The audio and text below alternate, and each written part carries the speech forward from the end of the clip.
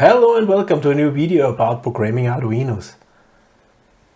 Up to now our Arduino was not really useful.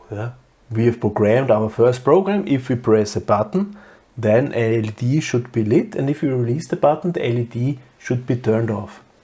Well, this would work very cheap or cheaper without controller, simply by using the button in the circuit of the LED.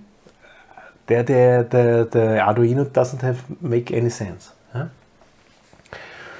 Therefore, we want to change our program, and we want to change it in a way that it does like this. So if we press the button, it's lit. Okay. And if we release the button, it is still lit. So we can turn it on and it stays on. Okay. So the Arduino is now memorizing our button press. And if we press a second time and release, it shall be turned off. So I can turn on and I can turn off the light. Now the Arduino has something to do. How to program this? Well, you should try this. You should really try this. I give you some hints. One thing you have to do for sure is to memorize something. Up to now, if you look, this is the program from last time.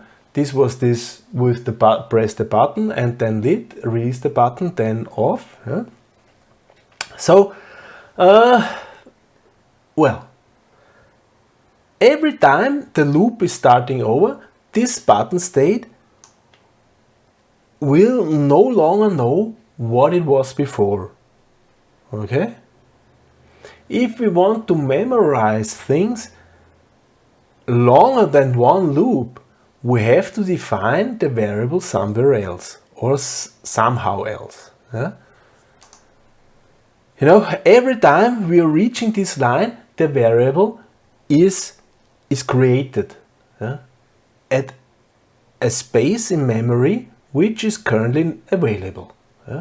This does not mean it's the same space as before, and this does not mean the content is the same. So every time loop is starting new, this button state will be created new.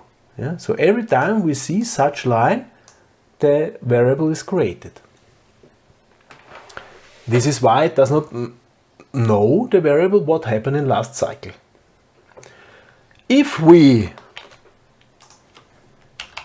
define something over here, and I call this now old button state, and at the end I will make a G for global, then this variable,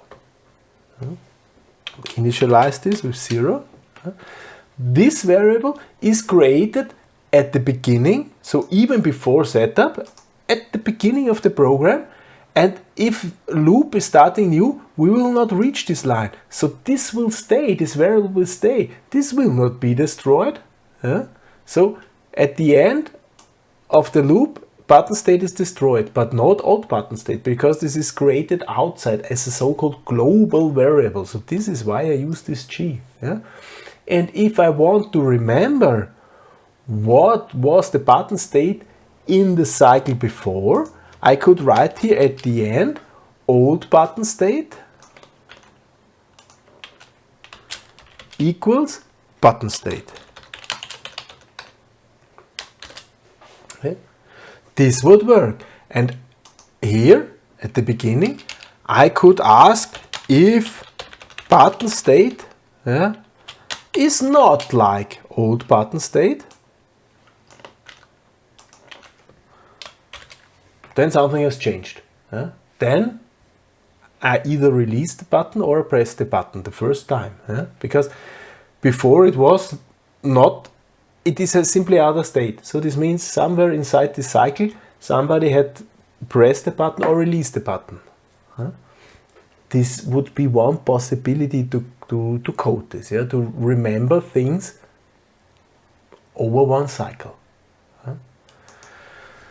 Another possibility, you could end up in a list of global variables there.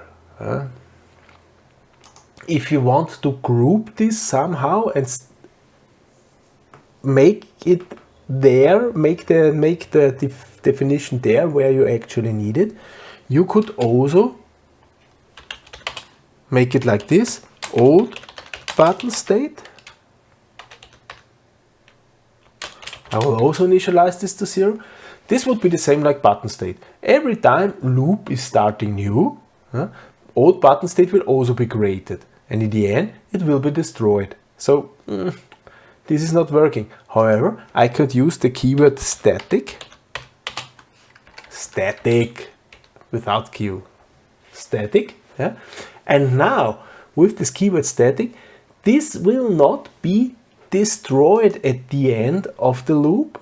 This will stay because it's a static variable. It's defined as static variable, and if it stays and we are getting back to this line, it will not be created new because the program remembers, hey, it's already there. So whatever is the content of this piece of memory where this is located, this will remain.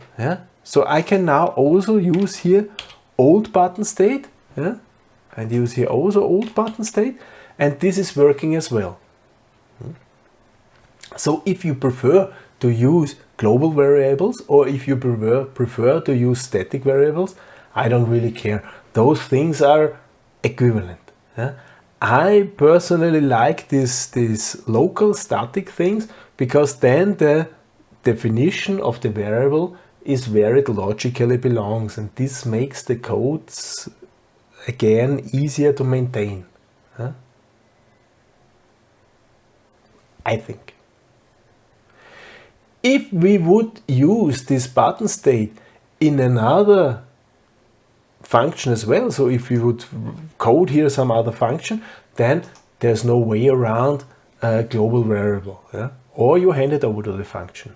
This is also a tricky decision. How you prefer. I cannot give a good advice here because sometimes it's better that way and sometimes it's more logical the other way around. Yeah, so I think with these memorizing to the next loop, you should be able to solve this issue. You should be able to make it like that I've just shown you.